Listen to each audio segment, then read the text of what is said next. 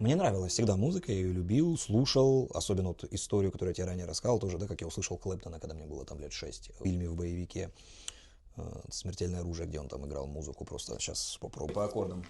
А, ля. Да. Потом. И опять в тонику. Да, там получается... И получается за такт.